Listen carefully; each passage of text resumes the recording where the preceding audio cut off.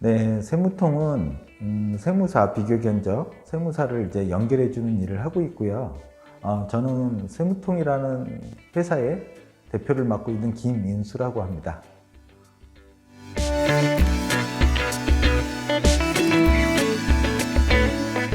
네, 처음에 직장 생활은 대기업에서 관리회계 쪽 일을 했었고요. 회계사 생활을 한 4년 정도, 그 정도 했었습니다. 일반 기업에서 이제 생활을 쭉 해왔고요. 좀 특이사항은 이제 외국 주재원 생활을 한 7, 8년 정도 했다는 거. 40대 중반 정도 나이가 되면 회사 다니는 분들 생각들이 참 많은 것 같아요. 뭐 계속 회사에 남아가지고 높은 자리까지 올라가느냐, 또는 개인 사업을 하느냐, 참 생각이 많은데, 어느 순간 참 끝이 보이더라고요. 계속 다니면 한 5년 정도 더 다닐 수 있을래나? 느낌 아닌 느낌이 들고, 마지막 대기업에서 팀장 생활 마치고 세무통이라는 회사를 창업하게 됐죠.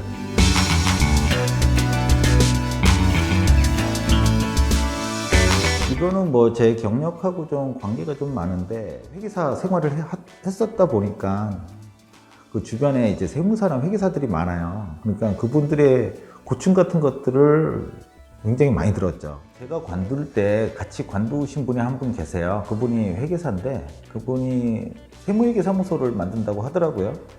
그래서 얘기를 처음에 많이 했는데, 처음에 고객 확보하는데 굉장히 어려움을 많이 겪으셨어요. 그러니까 어떻게 해야 될지 자체를 모르는 거예요. 고객을 어떤 식으로 만나야 될지. 그래서 그분도 소위 말해서 찌라시 이렇게 만들어서 뭐 방문도 해보고 그러는데, 그렇게 해서 구해지는 게 아니잖아요. 그래서 그런 일이 있었고, 그게 제 머릿속에는 좀 강렬하게 남아 있었어요. 같이 이제 회사를 관둔 시점이 갔다 보니까.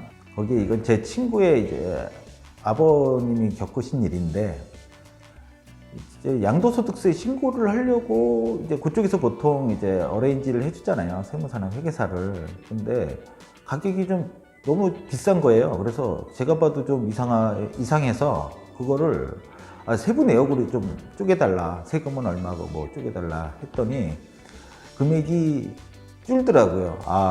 이게 정보가 이게 상호 대칭적이지가 않구나. 지금 이 시장 자체가 굉장히 심하구나. 그런 생각을 많이 했었고요. 정보 비대칭은 모든 스타트업이 가장 해결하고 싶어 하는 문제 중에 하나예요. 비대칭적인 상황을 대칭적으로만 만들어줘도 사람들의 효용은 굉장히 증가할 수밖에 없거든요. 그래서 그쪽으로 포커스를 맞춰가지고 사업을 시작하게 됐습니다.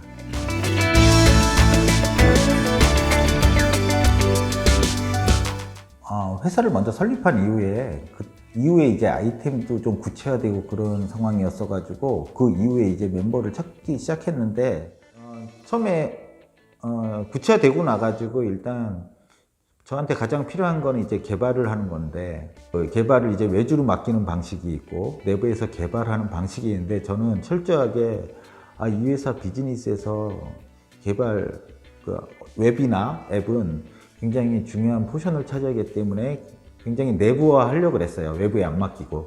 예전에 같이 일했던 친구 중에서 굉장히 천재적인 친구가 있어서 그 친구를 영입을 했고요. 그래서 그 친구와 같이 첫 서비스를 이제 출시를 하게 된 거죠. 개발이 처음에는 많은 시행착오를 겪을 수밖에 없는 것 같아요. 그러니까 만드는 것도 만드는 거지만 이거는 또 서비스 영역이에요.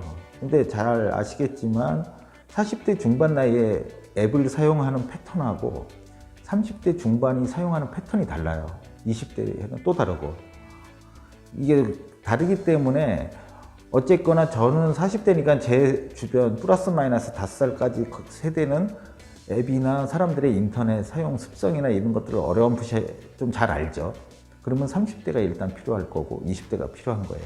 그 같이 일한 직장 상사의 그 직원 중에서 괜찮은 친구를 계속 영입 작업을 해서 데려왔고요.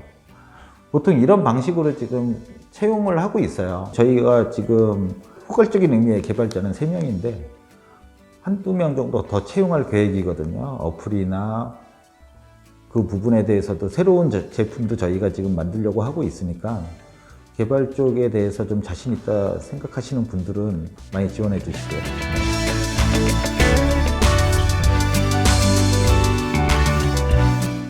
생활 꽤 했었기 때문에 그 은행 계좌에 어느 정도 돈은 있었고요. 그 돈으로 처음에 시작을 했고, 처음에는 좀 그 제품이나 서비스의 스코프를 굉장히 크게 잡았어요. 그러다 보니까 개발 기간도 많이 들고, 그러니까 알게 모르게 돈이 들어갈 수뿐이 없어요. 예를 들면 하다못해 디자인 하나 맡기는 거, 그거 퍼블리싱 하는 거, 물론 내부 개발자가 있다고 해도 돈이 굉장히 많이 깨지거든요.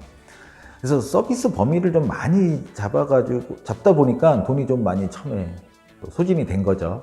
근데 소진이 되기 전에 그 주변에 좀 성공한 친구나 선배분들이 돈을 좀 많이 도와줬습니다. 뭐 네가 뭐 한다니까, 그리고 네 멤버인 뭐 CTO도 만나보니까 망하지는 않을 것 같다, 그러면서 돈을 도와줬죠. 그래서 그 돈으로 처음에 이제 마케팅 집행하고 그런 식으로 나갔습니다. 그리고 정책 자금도 받았고.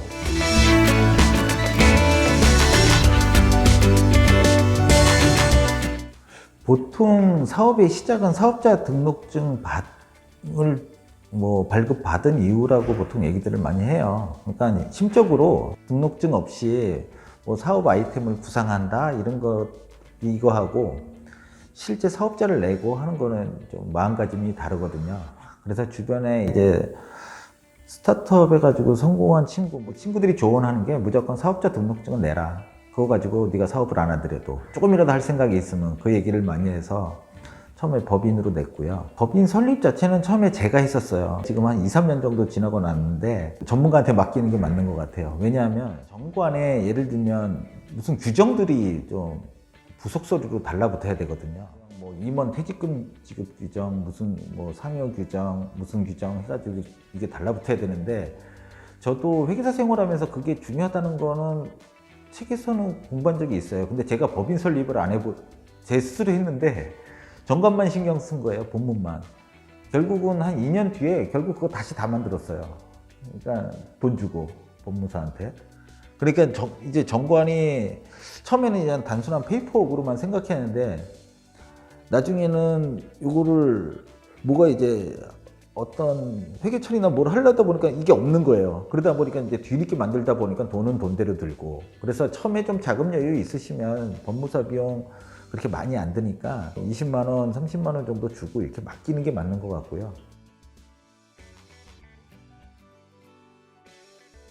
처음에 보통 이제 사업을 하실 때 서비스 스코프를 무조건 넓게 가져가지 마시고 좁게 가져가셔야 된다는 걸 진짜 말씀드리고 싶어요. 왜냐하면 서비스 범위가 크면 돈이라는 거는 말 그대로 현찰뿐만 아니라 시간도 돈이거든요. 서비스 범위가 넓으면 그거를 만드는데 시간이 많이 들고 결국은 유무형의 돈과 시간과 본인의 스트레스가 쌓여가는 거예요. 그래서 서비스 스코프를 본인이 생각할 수 있는 가장 작은 범위로 잡고 그렇게 하는 게 좋은 것 같아요.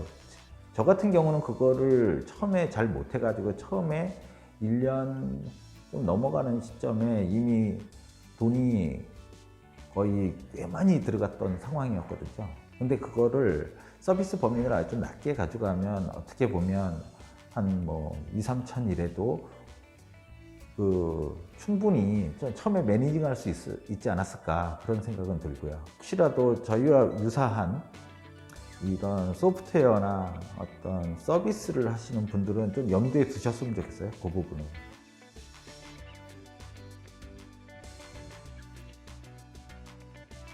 이게 진짜 눈앞에서 보면 되게 어이가 없어요. 그러니까 우리가 이걸 가지고 글을 얼마나 썼고, 사실 저 부분 굉장히 후회스럽고, 그래서 저희가 지금 세무사 비교 견적할 때 뭐 무료 법인 설립, 그 다음에 상표권 출원해주는 서비스도 같이 끼워 넣는 게 제가 당해서 그런 거예요.